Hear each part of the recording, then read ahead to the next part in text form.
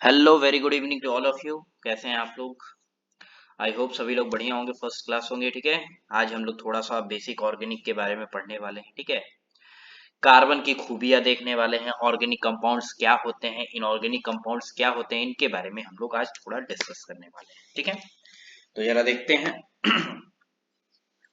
सबसे पहले हमारे पास आ जाता है कि जो ऑर्गेनिक कंपाउंड्स क्या होते हैं। ऑर्गेनिक कंपाउंड्स, और एक टर्म जो हमारे पास आ जाता है वो आ जाता है इनऑर्गेनिक कंपाउंड्स।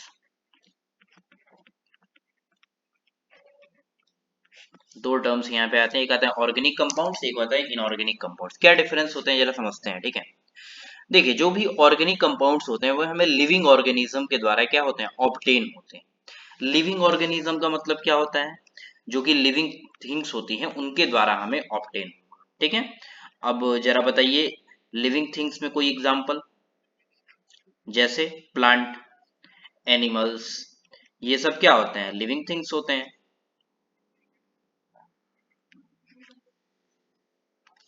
ठीक है, और जो नॉन लिविंग थिंग से ऑब्टेन होगा वो क्या हो जाएगा, इनऑर्गेनिक में हो जाएगा। ठीक है, तो इनऑर्गेनिक में क्या हो जाएगा, obtain from non living things.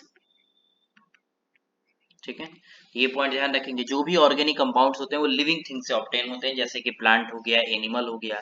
लेकिन जो भी इनऑर्गेनिक कंपाउंड्स होते हैं वो नॉन लिविंग थिंग से ऑब्टेन होते हैं। नॉन लिविंग थिंग का एग्जांपल क्या हो जाएगा, जैसे कोई भी मान लीजिए लोहा है, लकड़ी, ये सब में कोई भी हमारे पास नहीं होते हैं तो वो इनऑर्गेनिक कंपाउंड हो जाएंगे। ठीक है, अच्छा, अब कोई भी कंपाउंड देख करके हम ही कैसे पता चलेगा कि हाँ ये ऑर्गेनिक कंपाउंड है, नहीं है इनऑर्गेनिक कंपाउंड है, इस चीज का आइडिया कैसे लगाएंगे। ठीक है, तो हम यहाँ पे मोस्टली हम यहाँ पे लिख सकते हैं कि मोस्टली जो भी ऑर्गेनिक कंपाउंड्स होंगे उसके अंदर CH बॉन्ड जो होगा प्रेजेंट होगा। क्या होगा, कार्बन और हाइड्रोजन के बीच में जो बॉन्ड होगा वो क्या होगा, प्रेजेंट होगा। ठीक है, लेकिन इनऑर्गेनिक कंपाउंड में भी एक आध एग्जांपल हो सकते हैं जिसमें क्या होगा, कार्बन और हाइड्रोजन के बीच में बॉन्ड क्या होगा, प्रेजेंट होगा। ठीक है, कुछ ऑर्गेनिक कंपाउंड के एग्जांपल देख लेते हैं, और ये कम्बस्टाइल होते हैं, याद रखिएगा, मतलब आसानी से क्या होते हैं, जल जाते हैं।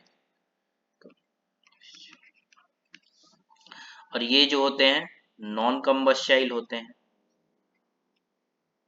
आसानी से जलते नहीं। ठीक है, अब इसमें क्या लिखेंगे, lack of CH bond. CH bond उतना ज्यादा नहीं पाया जाता है, CH।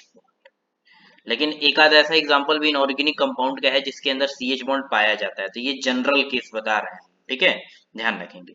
कुछ एग्जांपल्स मैं आप लोगों को बता देता हूँ। ठीक है, जैसे इनऑर्गेनिक कंपाउंड का एग्जांपल लिखेंगे तो आप लिख सकते हैं HCN, कैल्शियम कार्बोनेट लिख सकते हैं। ठीक है, कार्बन डाइऑक्साइड, कार्बन मोनोऑक्साइड, ये सब चीजें क्या है, इनऑर्गेनिक है।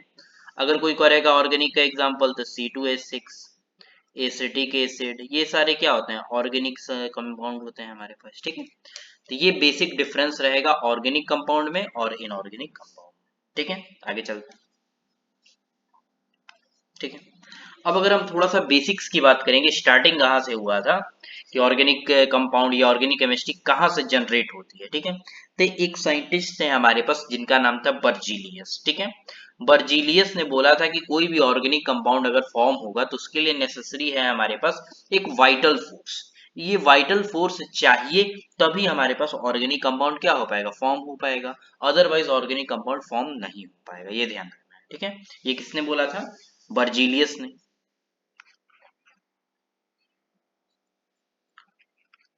बर्जीलियस, ठीक है, बर्जीलियस के अकॉर्डिंग क्या था, सिंपल टर्म्स में लिख सकते हैं, no one can form organic compound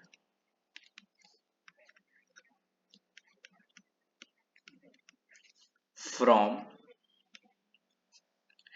inorganic compound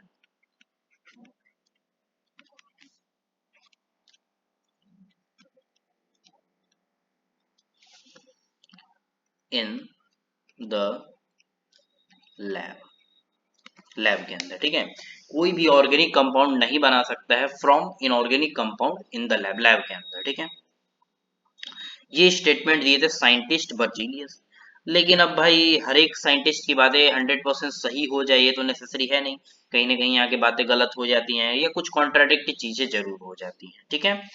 तो उसी जगह फिर साइंटिस्ट आते हैं, एक आते हैं हमारे पास वोलर। वोलर नाम के साइंटिस्ट आते हैं। तो वोलर साइंटिस्ट का कहना ये है कि नहीं भैया ऐसी कोई बात नहीं है, हम भी ऑर्गेनिक कंपाउंड का फॉर्मेशन कर सकते हैं फ्रॉम इनऑर्गेनिक कंपाउंड। तो भाई वर्जिलियस ने कहा कि ऐसी बात है तो आप लैब में जरा इसको बना करके दिखा दीजिए। तो उन्होंने कहा ठीक है मैं फॉर्म करके दिखा दूंगा, मुझे कोई इश्यू नहीं है। तो उन्होंने क्या किया, एक ऐसा कंपाउंड को बनाया, सिंथेसिस किया। उन्होंने लिया अमोनियम साइनेट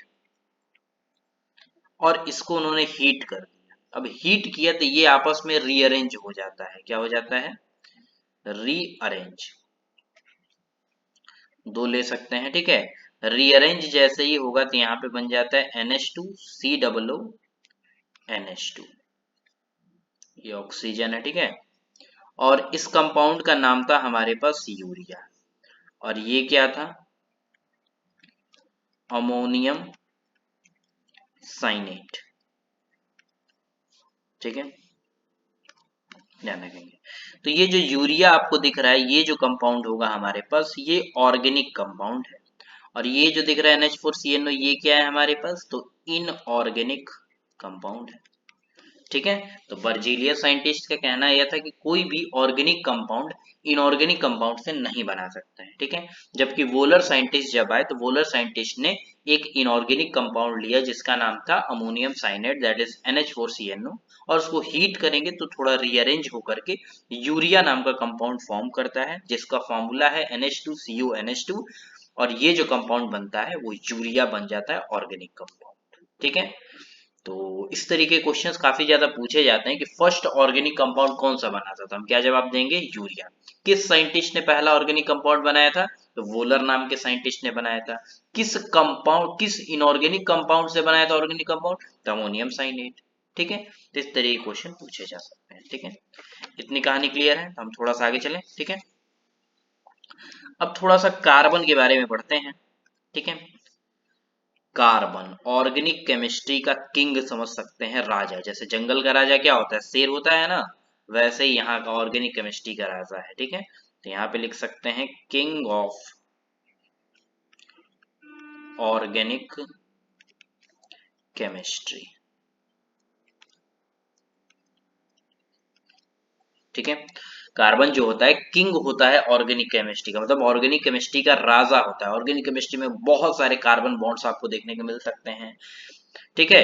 कार्बन के बहुत सारे infinity number of carbon atoms के बारे में आपको देखने को मिल सकते हैं, ठीक है। तो अभी हम लोग थोड़ा सा कार्बन की प्रॉपर्टीज देखने वाले हैं कि कार्बन के अंदर क्या क्या खूबियां क्या क्या चीजें होती हैं, उन सभी चीजों के बारे में हम लोग देखने वाले हैं, ठीक है। तो जरा देखते हैं, अगर कोई पूछेगा कार्बन का एटॉमिक नंबर कितना होता है, तो 6 एटॉमिक नंबर होता है ना, ठीक है। कोई पूछ सकता है कि भैया कार्बन का मास नंबर कितना होता है, तो कार्बन का मास हमसे जानते हैं 12 क्या होता है, मास नंबर होता है, ठीक है। कोई कहेगा कार्बन का रिप्रेजेंटेशन कैसे दिखते हैं, तो C से रिप्रेजेंटेशन दिखते हैं, ऊपर क्या रहता है, मास नंबर, और नीचे क्या रहता है, एटॉमिक नंबर, ठीक है। ये रिप्रेजेंटेशन हो गया, ठीक है। अगर हम थोड़ी सी बात करेंगे इसके आइसोटोप्स की, आइसोटोप, तो आइसोटोप क्या होता है, ऐसा दो हमारे पास एलिमेंट हो सकते हैं जिनका एटॉमिक नंबर क्या होता है, सेम होता है, लेकिन जो मास नंबर होता है वो क्या रहता है, डिफरेंट रहता है। तो यहाँ पर लिखते हैं एक बार, कार्बन 612, कार्बन 613।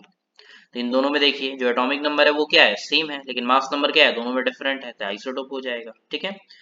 उसके आगे आ जाएंगे, थोड़ा सा कन्फिग्रेशन पहले लिखते हैं, ठीक है। इलेक्ट्रॉनिक कन्फिग्रेशन, अगर इलेक्ट्रॉनिक कॉन्फ़िगरेशन हमें कार्बन का लिखना है 10th क्लास के, तो 2 और 4 लिखेंगे, ठीक है। थोड़ा सा स्टैंडर्ड लिखना है तो 1s2, 2s2 और 2p2, इस तरीके से लिखेंगे, ठीक है। ये हमारे पास क्या रहेगा, इलेक्ट्रॉनिक कॉन्फ़िगरेशन। अगर कोई बात करेगा हमारे पास वैलेंस इलेक्ट्रॉन की, तो ध्यान रखेंगे कार्बन के पास वैलेंस इलेक्ट्रॉन कितने होते हैं, 4 होते हैं, 4 वैलेंस इलेक्ट्रॉन होते हैं।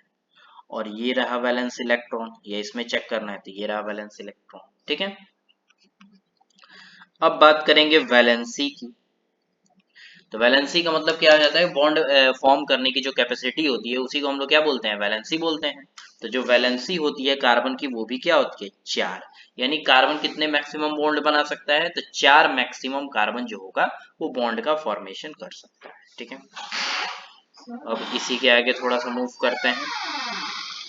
ठीक है, कॉन्फ़िगरेशन हो गया, और इसकी एक प्रॉपर्टी होती है जिसको हम लोग बोलते हैं कैटिनेशन। ठीक है, कैटिनेशन का मतलब हो जाता है सेल्फ लिंकिंग कैपेसिटी।